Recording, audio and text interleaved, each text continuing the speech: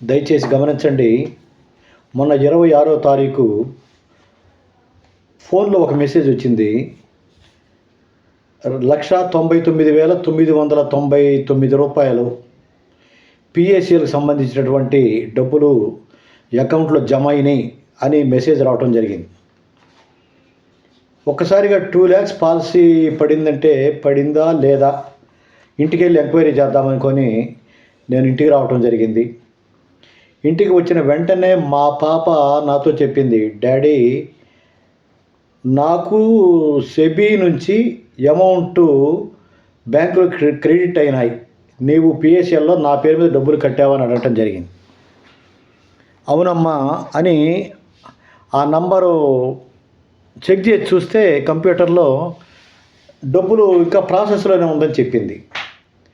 కానీ ఆ బ్యాంక్ యొక్క స్టేట్మెంట్లో సెబీ ద్వారా యూ బాండ్ నంబర్ మెన్షన్ చేసి ఈ నంబర్ కింద 37,499 రూపాయలు జమ అయినట్టు చూపించింది. అంటే ఆ అమ్మాయి యొక్క పాలసీ డబ్బులు 37,500 రావాలి, 37,499 రూపాయలు మాత్రం పడ్డంటే 1 రూపీ లెస్ చేసుకొని మిగిలిన అమౌంట్ పట్టడం జరిగింది. ఓకే, డబ్బులు వేస్తున్నారని కన్ఫర్మ్ చేసుకోవడం జరిగింది. మరుసటి రోజు మార్నింగ్ నేను నా యొక్క అకౌంట్ని చెక్ చేస్తూ ఉంటే నాకు కూడా 49,999 రూపాయలు నా అకౌంట్లో జమ అయినట్టుగా మెసేజ్ వచ్చింది. ఎక్కడి నుంచి జమ అయినాయి అని చెప్పి అబ్జర్వ్ చేస్తే సెబీ వారి ద్వారా పిఎస్ఎల్ బాండ్ నంబర్ మెన్షన్ చేసి ఒకటి వేయటం జరిగింది. అంటే 50,000 పాలసీకి గాను ₹1 తగ్గించి 49,999 రూపాయలు నా అకౌంట్లో జత చేయటం జరిగింది.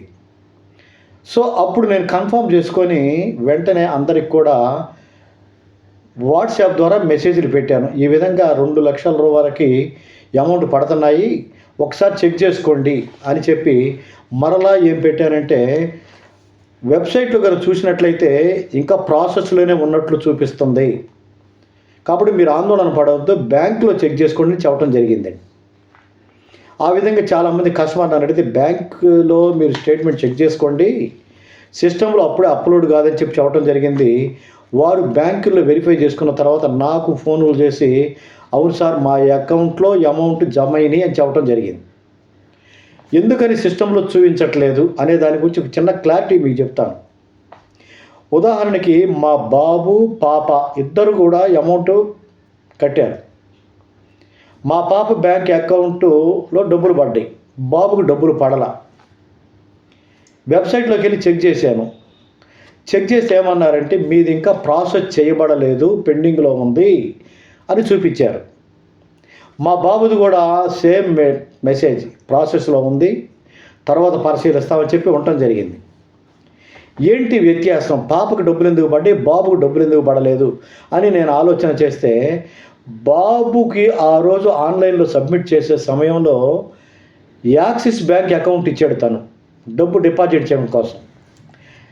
కానీ ఆ తర్వాత మా బాబు ఆ బ్యాంక్ అకౌంట్ని రద్దు చేసుకున్నాడు, క్యాన్సిల్ చేశాడు. అందువలన బాబుకి అమౌంట్ పడలేదు, పాపకు మాత్రం అమౌంట్ పడ్డాయి. ఇక్కడ ఇంకొక డౌట్ వస్తుంది. ఏంటి ఆ డౌట్ అంటే మరి వెబ్సైట్లో చెక్ చేసినప్పుడు ఎందుకని ఇంకా ప్రాసెస్లోనే ఉంది అని చూపిస్తుంది అని చెప్పి అడుగుతున్నారు. దానికి క్లారిటీ ఇద్దామని చెప్పి ఈ వీడియో నేను చేస్తున్నాను. వాస్తవంగా కమిటీ వాళ్ళు ఎంత అమౌంట్ అయితే ఇస్తున్నారో అన్నీ కూడా బ్యాంకులకి ట్రాన్స్ఫర్ చేయడం జరుగుతూ ఉంది. ఇవాళ మా బాబుకేమో అమౌంట్ జమ కాలేదు, ఎందుకంటే బ్యాంక్ అకౌంట్ లేదు. పాపకేమో జమ అయినాయి, బ్యాంక్ అకౌంట్ ఉన్నది. మరి వెంటనే కంప్యూటర్లో నీ అమౌంట్ బ్యాంకులో క్రెడిట్ చేసామని మెసేజ్ పెట్టారనుకోండి, రాంగ్ అవుతుంది. అందుకని చెప్పి నేను ఆలోచించింది ఏంటంటే, నేను ఆలోచన చేసి తీసుకున్నటువంటి ఒపీనియన్ ఏంటంటే నాకు నేనుగా వీళ్ళు కమిటీ వారు డబ్బు మొత్తాన్ని కూడా బ్యాంకులకి డిస్పర్స్ చేశారు ట్రాన్స్ఫర్ చేయమని. ట్రాన్స్ఫర్ చేసిన తర్వాత ఎవరి అమౌంట్ ట్రాన్స్ఫర్ అయింది ఎవరిది కాలేదో వారికి డేటా మొత్తం వచ్చిన తర్వాత అప్పుడు అప్డేట్ చేస్తారండి. అప్డేట్ చేసిన తర్వాత మాత్రమే మీకు డబ్బులు పడ్డాయి అని దాంట్లో చూపించుద్ది. అప్డేట్ డబ్బులు పడకపోతే మీ బ్యాంక్ అకౌంట్ తప్పు వచ్చి అప్పుడు చూపిస్తారు. కాబట్టి బ్యాంక్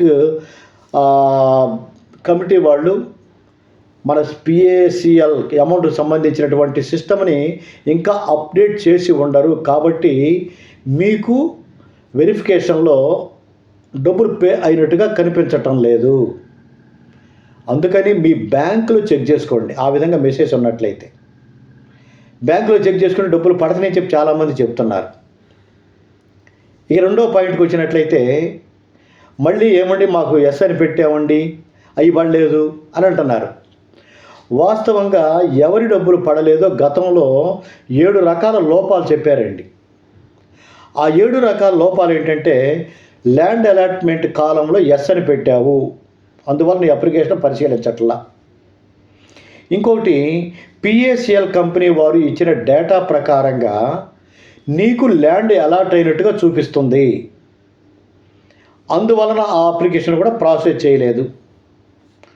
కొంతమందికి ఏంటంటే బాండు క్లియర్గా లేదు, ఇల్లిజిబుల్, క్లారిటీగా లేదు, అందువల్ల పే చేయట్లేదని కొంతమందికి బ్యాంకులో ఉన్న పేరు మరియు రిజిస్ట్రేషన్ సర్టిఫికేట్లో ఉన్న పేరు టాలీ కాలేదు, అందువలన డిపాజిట్ చేయలేదు అని కొంతమందికి అలా రావడం జరిగింది. ఆ విధంగా 7 రకాలుగా లోపాలు చూపించాడండి. ఏ అప్లికేషన్లోనైతే లోపాలు ఉన్నాయో అలాంటి అప్లికేషన్లో పరిశీలన చేయలేదు. అప్లికేషన్లన్నీ పర్ఫెక్ట్గా ఉన్నవి మాత్రమే మెచ్యూరిటీలు చేయటం జరిగింది. అయితే ఎస్ అనే వాటికి ఇంకా చేయలేదండి. వాటిని కూడా తర్వాత చూస్తారు వారు. ఎందుకంటే నేను గతంలో మెయిల్స్ పెట్టినప్పుడు వెయిట్ చేయండి, అవి కూడా మేము పరిశీలన చేస్తామన్నారు. ఎందుకు పక్కన పెట్టారో మరొకసారి చెప్తున్నాను. ల్యాండ్ అలాట్ అయిందా అంటే ఎస్ అన్నారు. ఎస్ అంటే అర్థం ఏంటండి? నాకు ల్యాండ్ ఇచ్చారు అనేగా. ల్యాండ్ ఇచ్చిన వాళ్ళకి డబ్బులు ఇస్తుందా? ఎవరు? కంపెనీ ఇచ్చిన డేటా ప్రకారం కొంతమంది ల్యాండ్ అలాట్ చేసామన్నారు. సో ల్యాండ్ అలాట్ అయినప్పుడు వాళ్ళకి డబ్బులు ఇస్తారా? ఎవరు? అయితే ల్యాండ్ అలాట్మెంట్ అనేది కేవలం పేపర్స్ మీద మాత్రమే. ప్రొసీజర్ ప్రకారం మనకి ఏ ల్యాండ్ ఇవ్వలేదు, మనకు రిజిస్ట్రేషన్ చేయాల. కాబట్టి మనకి ల్యాండ్ ఇవ్వలేదు కాబట్టి మనకు డబ్బులు ఇవ్వాలి. దానిని గురించి కమిటీ వారు క్లారిటీ తీసుకున్న తర్వాత మనకి మళ్ళీ ఆప్షన్ ఇస్తారు. కాబట్టి వాళ్ళకు కూడా పడతాయి. కొంతమంది సమస్యలు ఏంటి, నేను బ్రాంచ్లో సబ్మిట్ చేశాను, వాళ్ళకి కూడా ఇవ్వాలి, ఎందుకంటే వాళ్ళకి మన ఆన్లైన్లో అప్లికేషన్ పెట్టాల. కొంతమంది మేము ఇంతవరకు అప్లికేషన్ ఆన్లైన్లో పెట్టలేదండి, మరొకసారి వచ్చుద్ది అవకాశం అని అడుగుతున్నారు. తప్పకుండా మళ్ళీ ఒకసారి అవకాశం వస్తుంది. అవకాశం వచ్చినప్పుడు నేను మీకు గ్యారెంటీగా తెలియజేస్తాను, అప్పుడు మీరు అప్లై చేసుకోండి. అయితే ప్రస్తుతం బ్యాంకుల్లో ఎలా చెక్ చేయాలి, బ్యాంకులో డబ్బులు పడ్డాయా లేదా, బ్యాంక్ వెళ్తే చెప్తారు, స్టేట్మెంట్ చూస్తే తెలుస్తుంది.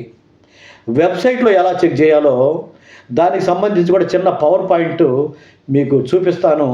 దాని ద్వారా మీరు ప్రతి ఒక్కరు కూడా చెక్ చేసుకోవచ్చండి. కాబట్టి ఒకసారి చెక్ చేసుకొని ఎందుకు పడలేదో తెలుసుకోండి, ఆ లోపాలు ఏంటో తెలుసుకోండి. ఆ లోపాలు సరిదిద్దుతారు. ఆ సరిదిద్దిన తర్వాత మనం మళ్ళీ చేసుకోవడానికి అవకాశాలు ఉన్నాయి. కాబట్టి ప్రతి విషయాన్ని కూడా మీకు క్షుణ్ణంగా మీకు తెలియజేస్తూ ఉంటాను. అప్పుడు దాకా ఆందోళన పడవద్దు. మ్యాక్సిమం డబ్బులు ఇవ్వడం జరిగింది. ఆ పవర్ పాయింట్ ప్రజెంటేషన్ కూడా మీతో నేను పంచుకుంటానండి.